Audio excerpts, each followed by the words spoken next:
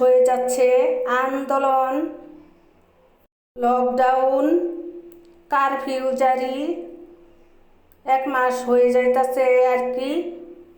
প্রায় 1 মাস পর সব কিছু পিছনে ফেলে রেখে আজকে একটু দেশের ভিতরে আনন্দ দেখা যাচ্ছে। পুরা রাস্তায় রাস্তায় গলিতে গলিতে মিছিল হচ্ছে, আর সবার মুখে হাসি দেখা যাইতাছে। কিন্তু হাসি সবার মুখে আছে যার মা নাকি ছেলে মেয়ে হারাইছে, তাদের মুখে কি হাসি দেখা যাইতাছে? না, হাসির কান্না অস্ত্র তাদের বুকে ব্যথা রেখে তাদের চোখে পানি দেখা যাইতাছে।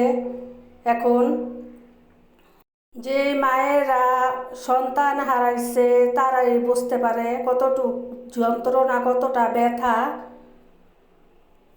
অবশেষে প্রধানমন্ত্রী পদত্যাগ করলো আজকে। সবাই এই নিয়ে আনন্দ মিছিল করতেছে, সবাই খুশি, অনেক খুশি।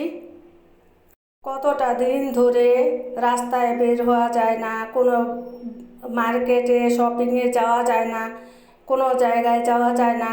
এই অবরোধের জন্য, কারফিউ জারির জন্য, শাটডাউনের জন্য কোথাও যাওয়া যায় না। আজকে তাই এই যে চিন্তা করলাম বিয়ানবাড়িতে যাব। বিয়ানবাড়ির জন্য এই যে রান্না করে নিতেছি। এখানে সব মশলা নিয়ে নিছি। এখানে জয়িত্রী, জায়ফল, পোস্তার দানা, এগুলি সব, কাঁচা বাদাম, এগুলি সব মশলা, টমেটো ব্লেন্ডার পেস্ট করে নিছি, তারপরে কাঁচা মরিচ ব্লেন্ডার করে নিছি, আদা রসুন মরিচ হলুদ এগুলি সব মশলা এখানে নিয়ে নিছি। আর এখানে অনেক পরিমাণ আমি পেঁয়াজ নিয়ে নিছি। এই মশলাগুলি দিয়ে আমি রোস্ট রান্না করব, আর রান্না করব গরুর মাংস, পোলাও। জানি না প্রধানমন্ত্রী পদ থেকে দেশে কি সুখ শান্তি ফেরত আসবে নাকি বলতে পারি না, কিন্তু তারাই খুশি হয়েছে যারা নিয়ে আন্দোলন করেছে, অনেক কষ্ট করেছে ছাত্ররা। এই কতটা দিন তাদের মুখে হাসি ফিরে আসছে। আমরা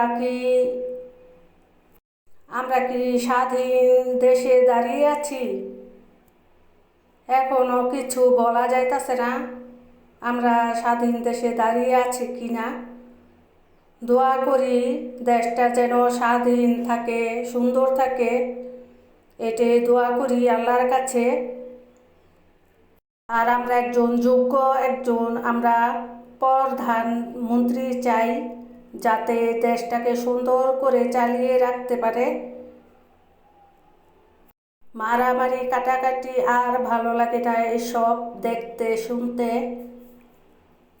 ৭১-এর যুদ্ধ আমরা দেখি নাই, আমার মায়ের মুখের থেকে শুনেছি, কিন্তু ৭১-এর যুদ্ধ থেকে এই যুদ্ধটা কম হয় নাই। ছাত্ররা খুবই কষ্ট করছে দেশটাকে স্বাধীন করতে, তাদেরকে স্যালুট জানাই। তাদের জন্য দোয়া ও ভালোবাসা রইল।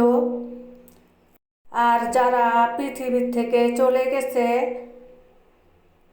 এই লকডাউনে, তাদের জন্য আল্লাহ পাকের কাছে জানাই তাদেরকে যেন জান্নাতবাসী করে আল্লাহ পাকে। তাদের মাগফিরাত কামনা করি আল্লাহর কাছে। তারপর এই যে দেখেন এখানে মুরগি পোলাও বেড়ে নিচ্ছি, 3 বাটি পোলাও বেড়ে নিচ্ছি, 2 বাটি মুরগির রোস্ট, আর 1 বাটির ভিতরে গরুর মাংসের ভুনা বেড়ে নিচ্ছি। তারপর যে 2 বাটি সালাদ বেড়ে নিয়েছি। আমাদের নারায়ণগঞ্জ চাষারার ভিতরে কালকে মিছিল হচ্ছিল। একটি লোক এসে পানির অনেকগুলো বোতল নিয়ে আসছে আর 50,000 টাকা নিয়ে আসছে। এসে বলল মিছিলের লোকেদের কে কি খাবা বলো, দরকার পড়ে আমি 50,000 টাকা নিয়ে আসছি, আরও নিয়ে আসবো, তোমরা খালি বলো কি খাইবা তোমরা। এই কথাটা শুনে খুব ভালো লাগলো।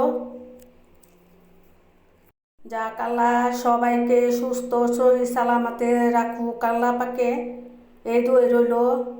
তারপরে যে আমি এখানে সব কিছু বেড়ে নিছি আর আমার হাতের রান্না আমার বিয়ান খেয়ে খুবই প্রশংসা করেছে, খুবই। এর আগে বিরিয়ানি দিয়ে পাঠাইছি, মানে আমরাই নিয়ে গেছি। তারপরে খেয়ে খুবই প্রশংসা করছে, আমাকে ফোন করে বলেছে খুব টেস্ট হয়েছে বিয়ান, আপনার হাতের রান্না খুবই ভালো। কেউ যদি আমার হাতের রান্না প্রশংসা করে আমার খুবই ভালো লাগে শুনতে। কার না ভালো লাগে শুনতে বলেন? সবারই ভালো লাগে প্রশংসা শুনতে।